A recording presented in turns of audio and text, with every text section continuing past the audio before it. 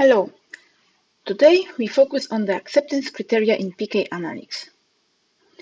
The acceptance criteria are available in the settings of the NCA Run tab and are used to flag individual profiles that satisfy specific criteria for the adjusted R-squared coefficient, for the percentage extrapolated AUC, and for the span. So let's start with the adjusted R-squared. In the NCA task of PK analytics, lambda z is estimated using the linear regression on selected data points. The adjusted R-squared coefficient describes the goodness of fit of the linear regression on these selected data points. So the acceptance criterion allows to specify the minimal value of this coefficient. It allows to select individuals with a sufficiently good fit. The default value is 0.98. All profiles which have adjusted R-squared value larger than the threshold value will be flagged with 1, and those who have adjusted R-squared value equal or smaller will have 0. Let's look at an example. These are profiles for two different individuals. On the left, the data points are well aligned during the terminal elimination phase, and this gives a good fit and adjusted R-squared close to 1. On the contrary, measurements for the individual on the right contain a lot of noise, and the linear model does not represent the data very well. So the acceptance criteria allows to select individuals with a sufficiently good fit.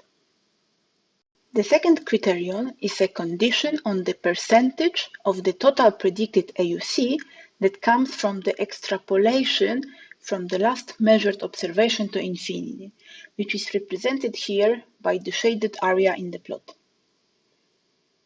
The total predicted AUC, called AUC in spread, is the area under the concentration curve from the dosing time, here 0, to the infinity, and it can be split into two parts. The first one is the AUC before the time of the last observed concentration, and in the previous feature of the week we explained how it is approximated using different integral methods. The second one, from the last observed concentration to infinity, is approximated by extrapolation. So this part can be viewed as a bolus at time t-last with a mono-exponential decay. And the area under the curve is given by the ratio of the estimated concentration C-last spread at the time t-last and the terminal elimination slope lambda z. The acceptance criterion sets the maximal accepted percentage, and the default value is 20%. So let's look at an example. If the percentage of the total AUC that comes from the extrapolation using the lambda z is large, like for the individual on the right, then the AUC to infinity is less reliable. So with the acceptance criteria, we can flag individuals with sufficiently small extrapolated AUC. The last acceptance criterion sets a condition on the span, which is the number of terminal half-lives included during the terminal elimination phase. In this formula, the time limits T-low and T-up corresponds to the times of the first and the last measurement data points that have been selected for the computation of lambda z. The terminal half-life is the time when the concentration decreases by 50% during the terminal elimination phase. The acceptance criterion specifies the minimal accepted span, so the minimal number of the half-lives that the terminal elimination phase needs to include.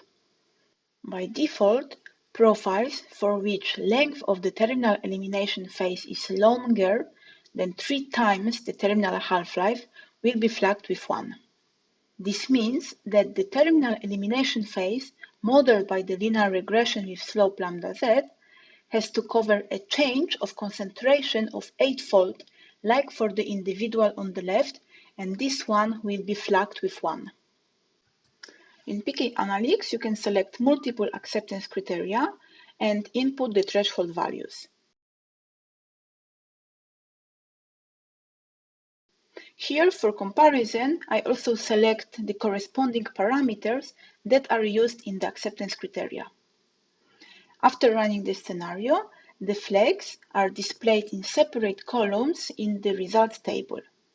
For example, here not all individuals satisfy the adjusted R-square criterion. Those with values lower than the threshold, which is 0.95, are marked with 0, like the last one here in the table, and those who satisfy the criterion have the flag 1. In case of the span, the threshold is 3, so all individuals who have the span larger than 3 are flagged with 1. If a condition cannot be computed, for example, there aren't enough data points to compute adjusted R-square, then the flag field for this individual will be empty.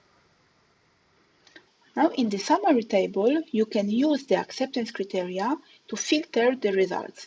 For example, if I select here adjusted R-square, then the statistics are automatically recalculated using only individual profiles that satisfy the condition on the adjusted R-square coefficient. And of course, you can combine different criteria by adding them here. Remember that more information about PK analytics is in our online documentation. Thank you for listening and see you next week.